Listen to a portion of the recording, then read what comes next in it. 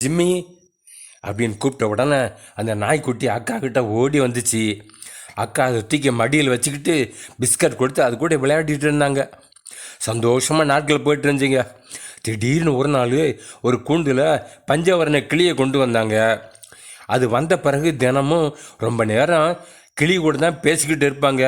பால் பழம்லாம் கொடுப்பாங்க. ஹை சொல்லு, good morning, good evening, bye சொல்லு அப்படின்னு கிளியே கொஞ்சம் கொஞ்சம் பேச ஆரம்பிச்சிட்டாங்க.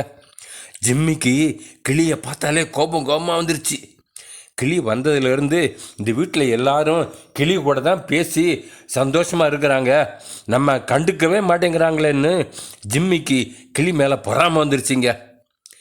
அன்னைக்கு ஒரு நாள் ஹாலில் யாருமே இல்லை. கிளி பறந்து வந்து ஜிம் மேலே உட்காந்துருச்சு. பொறாமையில் கோபத்தில் இருந்த ஜிம்மு கிளியை கடிக்க லொல் லொல் அப்படின்னு குறைச்சிக்கிட்டு பாஞ்சதுங்க. கிளி பாய்ந்து போய் கீ கீ கீ கீன்னு கத்திக்கிட்டு அங்கிட்டு இங்கிட்டுமா பறந்துச்சு. ஜிம்மி ஒரு அதட்டு போட்ட உடனே அந்த ஜிம்மி அப்படியே நின்று வச்சுங்க.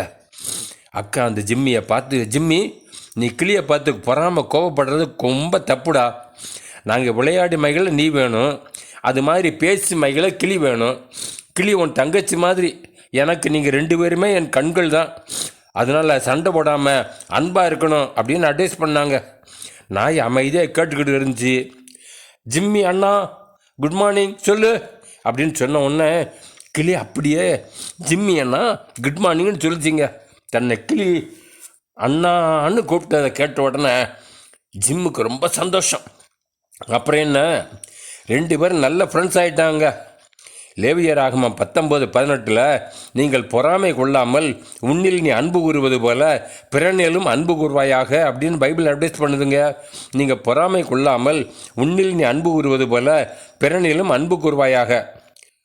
அதனால் உங்கள் பெற்றோரும் உறவினர்களும் உங்கள் தம்பி தங்கச்சிக்கிட்ட அதிக பாசமாக இருக்கிறத நினச்சி பொறாமப்படக்கூடாதுங்க. அவங்க அவங்கள விட வயசில் குறைந்தவங்க, சின்னவங்க, அதனால் கொஞ்சம் கூடுதலாக செல்லம் கொடுக்குறாங்க. அதை தவறாக புரிஞ்சுக்கிட்டு கோவப்படக்கூடாதுங்க. நீங்களும் அன்பாக இருங்க, ஹாப்பியாக இருக்கலாம். God bless you.